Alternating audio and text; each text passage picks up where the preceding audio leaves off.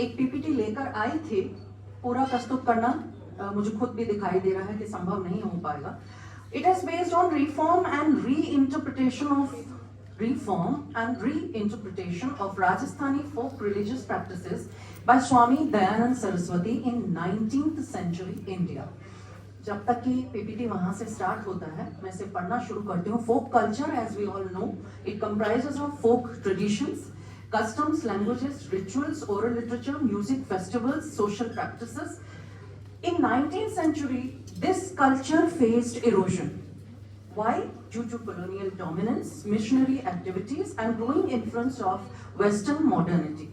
Swami Dayanand Saraswati responded to this crisis not merely as a religious reformer, but as a cultural nationalist who recognized the intrinsic value of indigenous traditions rooted in the lives of common people. Through his emphasis on Vedic values, promotion of vernacular languages, advocacy of indigenous education, and opposition to social evils.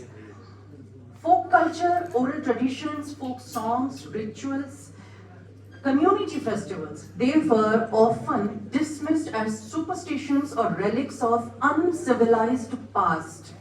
The rupture between the elite English-educated classes and the masses widened, creating a cultural divide. In this context, Swami Vivekananda Saraswati emerged. Unlike reformers who attempted to synthesize Indian traditions with Western ideas, Dayanand insisted on the internal regeneration of Indian culture. जी, यही slide है. आप fourth slide पे आ जाइए. Next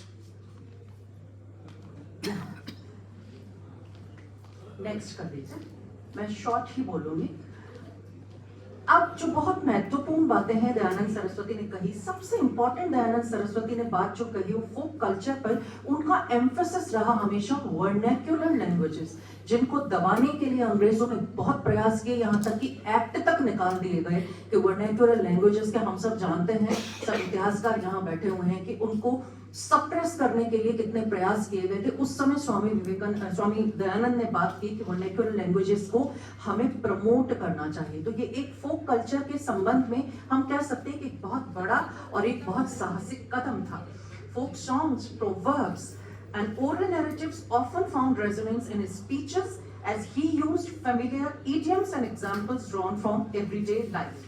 Next. Arya Samaj के गुरुकुल, ये देखिए आपको एक पिक्चर दिखाई दे रही होगी, मैंने पेंटिंग्स को शामिल किया है अपने पीपीटी में. आर्य समाज के जो गुरुकुल थे वो वैदिक टेक्स्ट की बातें करते थे, प्रैक्टिकल नॉलेज की बात करते थे और फिजिकल ट्रेनिंग की बात करते थे. Instructions were often conducted in Sanskrit and vernacular languages both. Next. Arya Samaj activities in villages. कौन सी विलेजेस में एक्टिविटीज होती थी? Community prayers, educational programs, social service, they often became focal points of local cultural life. Next. Women always were central to the transmission of folk culture, as was also said by Persisty, through songs, rituals, festivals, and oral narratives. Swami Dayanand Saraswati's advocacy of women's education and social reform had a direct impact on this cultural role. क्योंकि जब महिलाएं educated हो गई, शिक्षित हो गई, तो उन्होंने रिफॉर्म के गीत गाना शुरू किया. और उन्होंने गीत गाने से मेरा अर्थ है बिल्कुल अपने गीतों में शामिल किया सुधार की बातों को.